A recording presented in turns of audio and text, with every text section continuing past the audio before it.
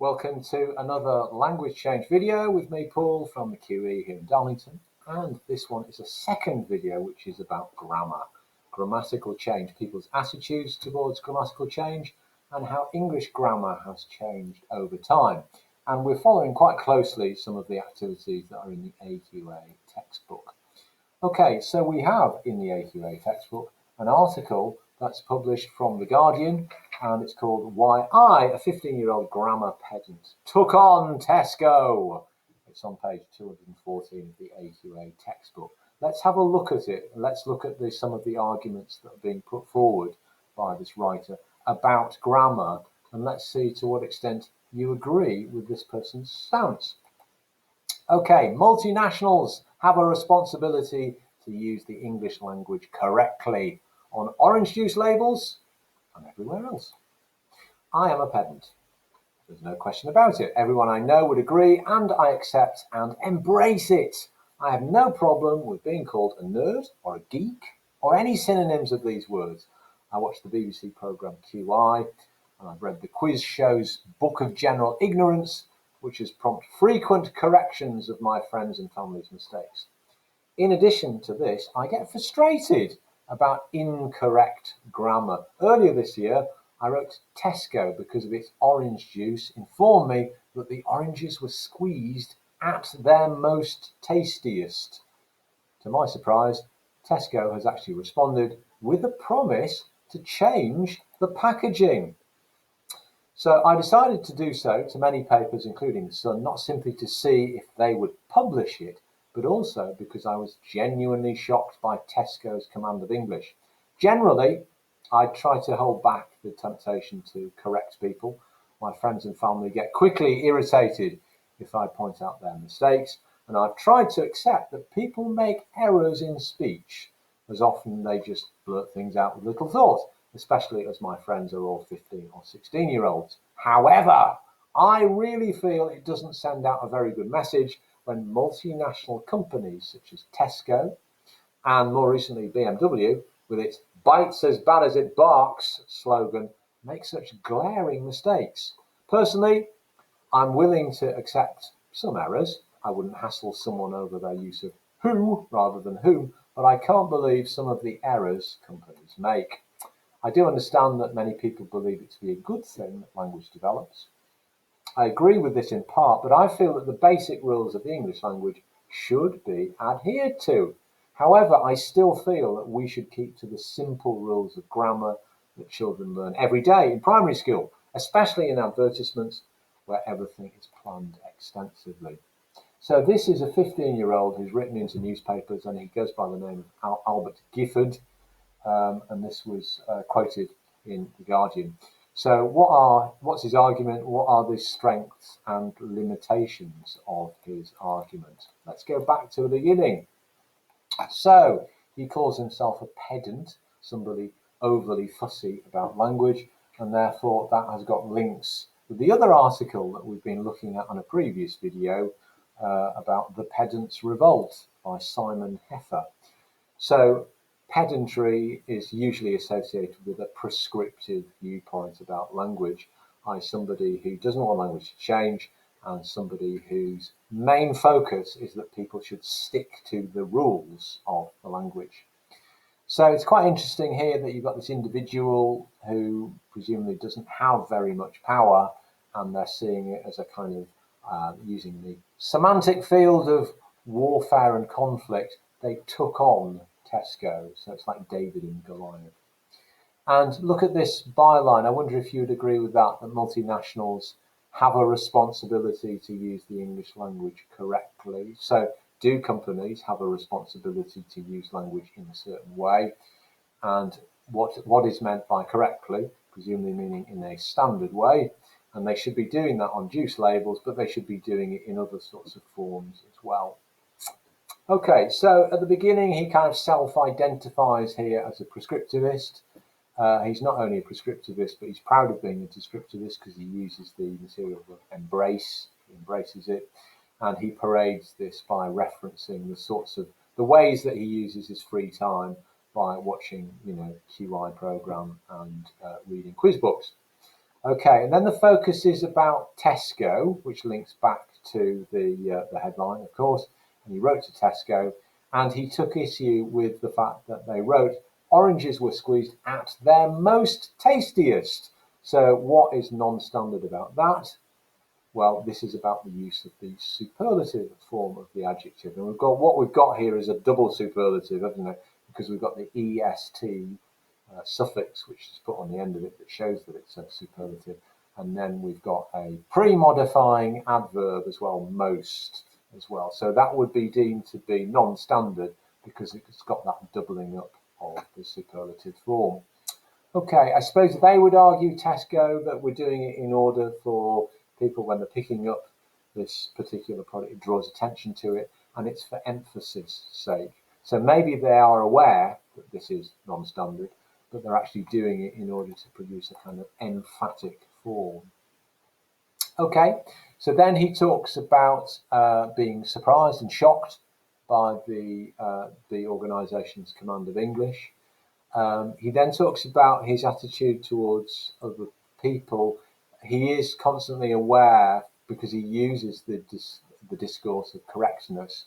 So he's constantly aware, it seems, of sort of right or wrong forms of language. So you would say that's a very prescriptive kind of point of view. And it must be fun being one of his friends and family. So if he's constantly pointing out their mistakes. So mistakes is the deficit model, where you're prescribing this as being an error, this is a mistake, whereas this is a correct form of language. Okay, but he does concede that, in everyday talk, when people are talking spontaneously, that necessarily they're not kind of planning out what they're saying, and therefore he can accept these forms of non-standard English. However, he takes exception to these corporations, and the main point is that, they are spending a lot of time and money and energy coming up with slogans for things, and so he takes issue with slogans like this: BMW bites as bad as it barks. Okay, we've got lots of plosive alliteration going on there, so it's pretty conventional in terms of a slogan, but it's this word here that presumably Gifford is taking issue with, because this word here is post-modifying the verb bites, which would mean that it's an adverb, and in standard English, adverbs end in ly, that suffix. So in standard English, it would read bites as badly as it barks. You can decide for yourself whether you think bites as bad as it barks is worse than bites as badly as it barks. So is this an error, or is this a kind of a deliberate ploy by these companies? Okay, and he ends this slightly truncated article. You'll find that the article itself in the AQA textbook is a bit elongated, so this is a shortened form of it. But he does say that he understands that language develops, so he understands that language changes, but he thinks that strict basic rules should be adhered to. And he's also worried about the effect of having non-standard forms on children who are going every day to primary school, and they're exposed to these adverts, which have been planned, very carefully, but using non-standard forms. So I wonder what you make of that as an argument. Would you totally agree with Albert Gifford? Would you totally disagree with Albert Gifford? Would you partially agree with what he says? What do you think? Okay, so I've thrown that in because it's a good example of current day prescriptive attitudes towards grammar. And what I'm trying to demonstrate is that the complaint tradition about other people's use of language is not just a historical thing from the past, from the 18th and the 19th century, but today this debate rages on, and it's not just older generations as well who may be complaining about other people's language. It may be young people, so it might be teenagers who are complaining about other people's use of language. Okay, now let's go on to pronouns. Let's look at the whole issue of language change and how grammar has changed. I made the point in the previous video that it's a bit more gradual, is language grammatical change. It's not like the word selfie, for example, which is a good demonstration of lexical change, where in 2002 there's that Australian that's using it on a chat forum for the first time, and 10 years later it's this international word of the year. So it's a very, very quick process thanks to social media. On the other hand, pronoun changes tends to be more incremental. So it does tend to go at a slower rate. So here's a test for you. Here's a table of pronouns, and what I want you to do is to stop the video and to fill in the blanks. So what can you remember about the different personal pronoun forms? What are the first person pronouns? What's the difference between a first person subject and a first person object singular pronoun? What's the first person singular possessive pronoun? What are the plural forms? And what are the differences between first, second, and third person pronouns? Stop the video there if you want to, and then let's talk about the answers. Okay, so here we are. These are personal pronouns, and as we can see here, first person pronouns are these clumps here. So first person singular pronouns are I, me, and my. Remember the differentiation in standard English between I and me. I is the subject of the sentence, like I love her, so I is doing the loving. Whereas me there is the object form, so she loves me. So I is the first person singular subject form, and me is the first person singular object form, whereas my is the possessive, is the first person possessive form. Those are all first person singular pronouns, and these ones over here are your first person plural pronouns. So your subject form is we love her, and then the object form, she loves us, and then the possessive form is our. Okay, now the reason why I'm showing you at this juncture in a video here about grammatical change and language change is about second person pronouns. And what I'm trying to show you is that second person pronouns have changed over time. Okay, in standard English, it's very simple because we don't differentiate in standard English between second person singular pronouns and second person plural pronouns. Neither do we differentiate between subject and object forms. Okay, so in that sense, it's very kind of egalitarian and straightforward that when we're talking to a whole group of people, we're going to use the word you. And when we're talking to an individual, we're also going to be using the word you. That I can say, you took that, didn't you, when I'm talking to an individual, and you when I'm addressing a whole group of people. Okay, so subject or object form. Now, you go back some centuries, and it's a lot more complicated. And this is further evidence that actually the further that you go back in time, actually the more complicated grammar is, which is kind of counterintuitive, isn't it? Because you would imagine that actually languages in centuries gone by was perhaps more primitive, that it didn't have so many rules in it. Those rules have accrued over time. Wrong!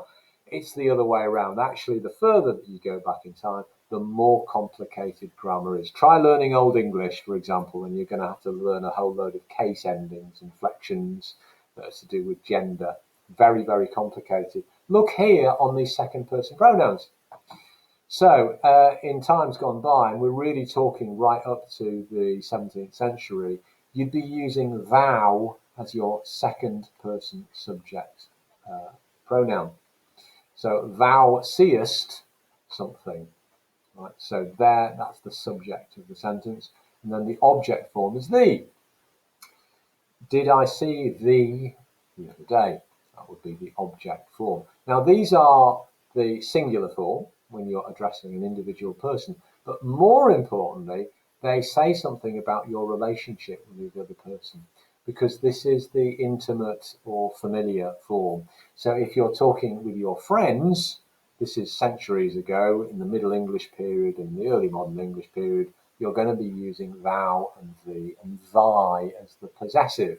Okay, so that's the familiar form for when you're talking with friends and acquaintances, and also if you're a position of authority and you're talking to subordinates.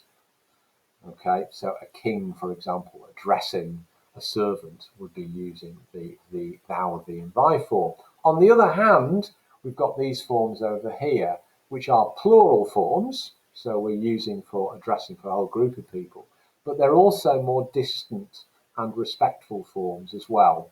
And it's interesting how the respectful form has become the standard English all-purpose form of the second person pronoun.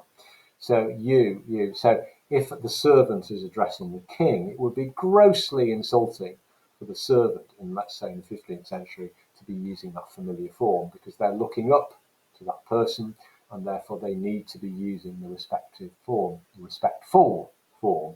So ye there is the second person subject form, and you is the second person object form, and your is the second person plural possessive form. Okay. So that's a demonstration of how pronouns have changed and have simplified. I know that in some dialectical forms of language, people put an S on the end to pluralize, like for example in Liverpool dialect, a you's going to the party, you's there. So that's a really good demonstration of how the non-standard dialectical form is actually a more precise use of language, because it's differentiating between a singular pronoun and a plural pronoun. You've also got, like in the southern states of the USA, you are as a kind of all-purpose second person plural pronoun. Okay, so in times gone by, this is very similar to French, isn't it, with the differentiation between tu and vous, and you have to make sure that you indicate the proper relationship between the person you're talking with using the right form of pronoun. So let's just do a little bit more on this pronoun thing and look at the pronoun usage by a little known writer called William Shakespeare. I know, I've never heard of him either, but apparently he wrote some plays, about 37 of them. So this is Shakespeare writing in the 1590s and the early 1600s. And what we're interested in here is, why has he used these particular forms of pronouns? What do they signal to the audience at the time? So on each of them, underline the pronoun form and think in the context, why has Shakespeare got that character using that form of pronoun? So here we go. Oh, Romeo, Romeo, wherefore art thou Romeo? And that's Juliet on that balcony after meeting it, falling in love with Romeo. Second one, a plague on both your houses. So this is Romeo and Juliet again, and this is Mercutio before dying in the marketplace. This is Henry V talking to his soldiers before the Battle of Agincourt. I see you stand like greyhounds in the slips, straining upon the start. We then have Hamlet. Hamlet's advice to his lover, be thou as chaste as ice, as pure as snow. Get thee to a nunnery, go. And then finally, we've got, this is Richard III, Richard III's mother warning her son, bloody thou art, bloody will be thy end. So stop the video there, identify the pronouns, why has Shakespeare used those particular forms? Okay, let's go back to the beginning. So, Romeo, Romeo, wherefore art thou Romeo? So that's Juliet on the balcony there. By the way, when she's saying wherefore, she's not saying where. Where are you? She's saying why. So why are you a Romeo? I.e., why do you come from this Montague family and not in my Capulet family? So therefore, I'm forbidden to have a relationship with you. Let's focus on the pronoun. Where is the pronoun? The pronoun there is thou. Oh, Romeo, Romeo, wherefore art thou Romeo? So she doesn't use this distant, respectful term. She uses the familiar term, okay, because she's a young person and they've just met at the ball and they've fallen in love. So this is the intimate, familiar form that she's using that indicates that even though she's only just met this guy, like 2 hours earlier, that she's fallen in love with him and that she's very familiar with him. Okay, so the thou signals that to the audience. A plague on both your houses, which is a well-known idiomatic collocation to this day, which means both of you are as bad as each other. A plague on both your houses. So this is Mercutio, who is a rabble-rouser and a troublemaker, but he's ended up hoisted by his own petard, I think the phrase goes. He's dying in the marketplace. He says a plague on both your houses. He doesn't say a plague on both thy houses. Okay, because he's addressing a big group of people here. It's the plural form that he's using rather than the singular form. Okay, and in a way he's detaching himself from them as well, because he's saying that excuse me, sorry about that I my death is as a result of your stupidity in your houses. So he's kind of detaching himself from those two, the Montagues and the Capulets. Henry V.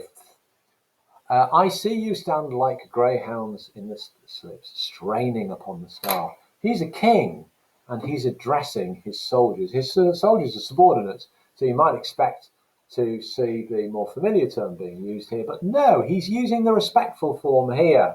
After all, he's trying to G up his soldiers to be, the odds are very heavily against them for the next day's battle. But so he's trying to give them kind of motivation. And one of the ways that he does so is by using the respectful plural form you there rather than the intimate form. Hamlet is saying to his lover Ophelia, be thou as chaste as ice, as pure as snow, get thee to a nunnery go. We've got thou and we've got thee. So we've got the familiar forms being used here.